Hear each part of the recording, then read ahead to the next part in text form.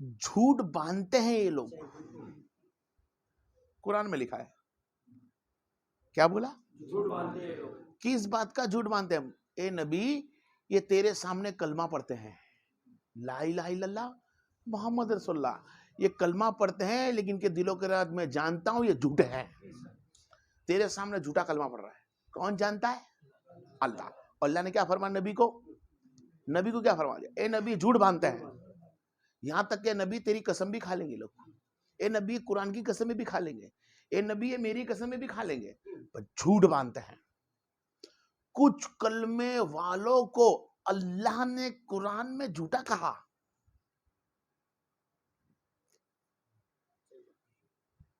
کچھ کلمے والوں کو اللہ عز و جل نے جھوٹا کہا، اور نبی نے فرمائے مولا حق ہے تو سچ کہتا ہے. نبی کے پیچھے نماز پڑھتے ہیں، نبی کی مسجد بنائی میں آتے ہیں، نبی نے فرمایا منکر ہے.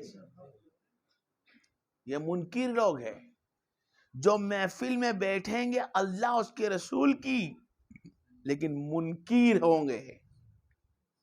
ان کی داڑھی ہوگی، ان کی ٹوپی ہوگی، جبے لہنگے پڑیں گے، کبے جبے سب پہنیں گے، تلاوتیں کر کے دکھائیں گے، لیکن منکر ہے. کیا ہے؟ یہ منکر کیوں ہے؟ یہ کلمہ تو میرا پڑھتے ہیں محمد رسول اللہ کا، لیکن نبی کی نہیں مانتے. اہم رول ہے یہ. میں اس کے لیے کہنا سوچو. اب نبی کی نہیں مانتے کیوں؟ نبی کریم صلی اللہ علیہ وسلم کی بارگاہ میں کچھ خزانہ آیا جنگ جیتنے کے بعد، سرکار نے لوگوں کو بانٹنا شروع کیا. ان میں سے ایک بندہ اٹھ کے بولتا ہے محمد مصطفیٰ آپ نے انصاف برابر نہ کیا. نبی نے فرما دیا یہی وہ منکر ہے. جو نبی کو انصاف کرنے سے غلط بول دے وہ منکر.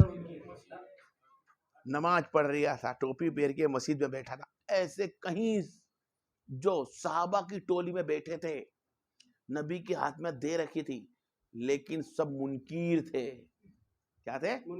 یہاں تک کہ وہ منکروں کو جب نبی نے مسجد نبوی سے علاقوں سے باہر نکالا تو انہوں نے اپنی ایک مسجد کو تیار کی. پوائنٹ نوٹ کرنا ہے، سمجھنا ہے. انہوں نے ایک مسجد تیار کری اور نبی کی بارگاہ میں آ کے دعوت دی. کس کو دعوت دی؟ نبی کو کہا سرکار کبھی ہمارے نے جو مسجد بنائی ہے آپ وہاں آ کر کچھ نماز ادا کر دیجئے، آپ کا احسان ہوگا، بہتر ہوگا. اس لیے کہ نبی وہ نماز پڑھا دے تو دوسرے مسلمان بولیں گے ہاں دیکھو نبی تو یہاں پڑھنے آئے ہیں تو چلا ہم بھی یہاں پڑھ لے.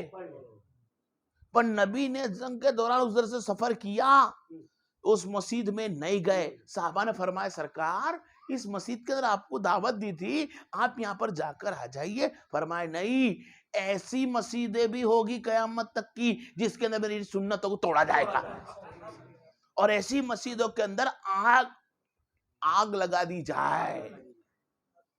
اور اگر میں چلے گیا تو امت مصطفیٰ دیکھ کر مسجدوں میں چلی جائے گی. تو یہاں سے حکم ہو گیا کہ جس کے اندر نبی کی تعریف ہوتی ہو، اللہ کی ثنا ہوتی ہو، اللہ کی شان ہوتی ہو، نبی کی شان ہوتی ہو، نبی کی محبت کرنے والا ہو، اسی مسجد میں جا کر ہم نماز کو ادا کریں. ہم بیٹھے تو یقیناً ہم کامیاب ہو جائیں. منکر لوگ ہمارے اندر بیٹھے ہم پہچان نہیں سکتے. منکر اس کو بولا جاتا ہے جو خطبہ تو سنتا ہے، نبی کا بیان بھی سنتا ہے، لیکن وہ فتنہ خوری کے لیے سنتا ہے. اس کے لیے سنتا ہے فتنہ خوری کے، کہ یہاں سے کچھ بیان لے جاؤں گا اس کو مچوڑ کر کسی اور کو بولوں گا. یہاں تک کہ نبی کی ایکٹنگ کرتے ہیں. بولنے میں جاتا ہوں، مجھے بولنے میں ڈر لگ رہی ہے کہ نبی جیسی اسپیچ کرتے اس طرح منہ باقا چکا بنا کے لوگ چالے پاڑتے. اللہ کے رسول سین کرتے. ایک دن آئے سرکار نے ہاتھ اٹھا لیا، وہ باقی منہ ہو گیا اس کا. یہ منکر لوگ ہیں، اور آج بھی منکر زندہ ہے. نبی نے فرمایا 73 فرقے ہوں گے، تو منکر کا فرقہ بھی قیامت تک رہے گا، سیاہ کا فرقہ بھی قیامت تک رہے گا، مجاہر کا بھی رہے گا، سنی کا بھی رہے گا، اہل حدیث کا بھی رہے گا، بت پستی والے بھی رہیں گے، عیسائی بھی رہے گا، یہودی بھی رہے گا، ہر کوئی رہے گا، کیونکہ 73 فرقہ ہے۔ اس 73 فرقے کے اندر